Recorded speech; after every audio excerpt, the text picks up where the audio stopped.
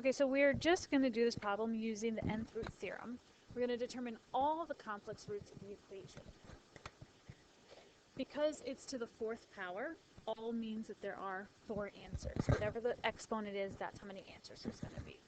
So first things first, I want to solve this equation for z. So I just want z all by itself on one side of the equal sign. So I want to subtract 1/2, and I want to subtract I radical 3 over 2. Okay, so now z is by itself, and it's a complex number. It has a real part and an imaginary part, so it's in rectangular form. We want to apply our nth root theorem, but it's only applicable if we're in polar form. So first things first, we're going to move this into polar form. So to put something in polar form, we need a modulus. That's a z. We need a modulus and an argument. R cis theta is polar form. So the modulus is the distance back to 0. So it's 1/2 away from 0 in the real direction. I'm going to square that. And it's radical 3 over 2 away from 0 in the imaginary direction. Square that. I'm doing Pythagorean theorem, a squared plus b squared, and take the square root. 1/2 squared is 1/4. Radical 3 squared is 3/4. That's supposed to say 1/4. The sum of 1/4 and 3/4 is 1, and the square root of 1 is 1. So my complex number has a modulus of 1. Not sure why my z's aren't writing very well. And then now I need an angle. So I'm going to go into my calculator and I do the inverse tangent of y over x. The y is negative radical 3 over 2 divided by the x, which is negative 1/2. Because you have fractions on fractions, make sure you are putting parentheses around the entire numerator and parentheses around the entire denominator. You are in quadrant 3, so you need to remember that whatever your calculator tells you, you need to add pi. And then it's going to give you some weird, strange decimal. Remember the calculator is multiplying by pi. So when you have that weird, strange decimal, you can divide the pi out, and that'll help you find the nice, pretty fraction. I recognize these values from my unit circle, so I am using my handy-dandy unit circle necklace to find that negative 1/2 negative radical 3 over 2 has an angle of 4 pi over 3. And you can confirm that on your calculator. Whatever weird decimal you get here, type in 4 pi over 3 and confirm that it's the same. Okay, so now we have this in complex form, in polar form. I'm trying to scroll up so I can see. So now we have this in polar form. We can now apply the nth root theorem.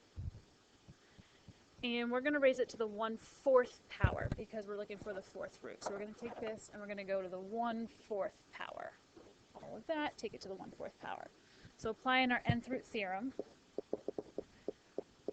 we take the modulus, raise it to the power, and we take the angle and we multiply it. So 1/4 times 4 pi over 3 plus 2k pi over 3. K is going to be all of the numbers from 0 up to 3. We want 4 answers. So we're going to go up to 3. We're going to have k is 0, k is 1, k is 2, and k is 3. So when k is 0, we have 1 to the 1/4 cis 1/4 times 4 pi over 3 plus 2k pi over 3, but k is 0. So I'm going to write 0 instead of k. So let's simplify. 1 to the 1/4, 1 to any power is just 1. Okay, so I'm going to multiply these. 4 pi thirds times 1/4. Remember, you're multiplying across, so multiply your numerators, multiply your denominators. That's going to give me 4 pi over 12, which simplifies to pi over 3. And then I'm adding, I'm not adding 2k pi over 3. I'm adding 2k pi over 4. Make sure that's a 4 because n is 4 in this problem. That 3 is wrong. I'm going to add 2k pi over 3. 4. I keep saying the wrong number. Okay, so k is 0. So this whole thing becomes 0. So my angle is just pi over 3. That's when k is 0. I find it helpful to label these. I find it helpful to label those so that I can make sure I have them. So now I need to do when k is 1. Okay, the modulus will still be 1. The angle will still start out with pi over 3, but now I'm going to add 2 times 1 pi over 4. See there, I said the right number this time. So this simplifies to be pi over 2. And I'm adding pi over 2 and pi over 3. So to add pi over 2 plus pi over 3, got to have like denominators. So I'm going to multiply them both by fancy forms of 1. So this is really multiplying, I'm going to move this out of my way.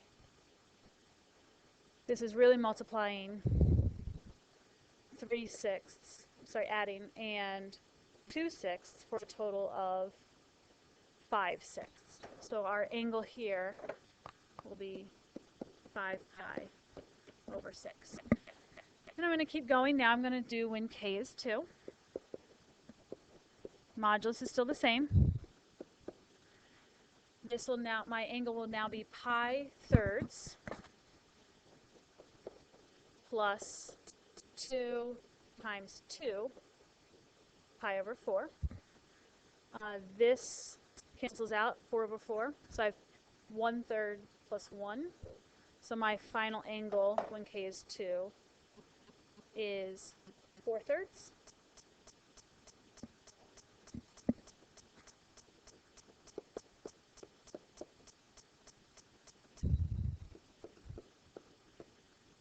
And I have one more k value when k is 3. I'm going all the way up to 3 because n is 4. Still going to have the same modulus. This is going to be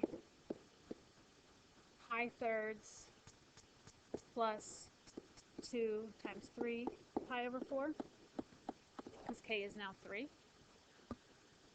So this is 6/4, which simplifies to 3/2. So I have 1/3 plus 3/2.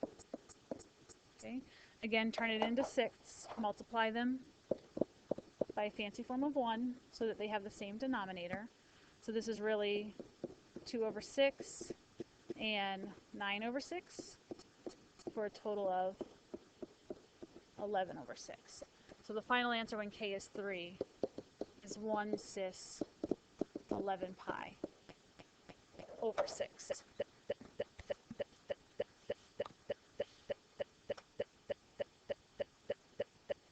So in part B of this problem, you're being asked to graph these. So I'm going to graph on a new page, but just to keep this fresh, we had 4 answers. And so our 4 answers were pi over 3, 5 pi over 6, 4 pi over 3, and 11 pi over 6. Okay, so let's graph these. I need a radius of 1, so I'm just going to scale this out here, make that a 1. Okay, and so first I'm going to go to angle pi over 3. So this is 1, 2, 3, 4, 5, 6. There's 6 of those, so each one of these is 1/6. That's pi over 6. So pi over 3 is right here, and I'm going to go out to my radius of 1. That's the first one. Now the second one, I'm going to go to 5/6. So 1, 2, 3, 4, 5. I'm on this spoke over here. Again, go out to radius of 1. Okay, next one is 4/3. That's the same thing as 8/6. So 1, 2, 3, 4, 5, 6, 7, 8. I'm right here. And I'm going to go out to radius of 1. And then the last one, 11/6, which is over here, and go out to a radius of 1. And then go ahead and connect them with a polygon. And think about what shape you get there. There is a pattern that is happening here. So did z to the fourth, we took the fourth root, and then we get this polygon.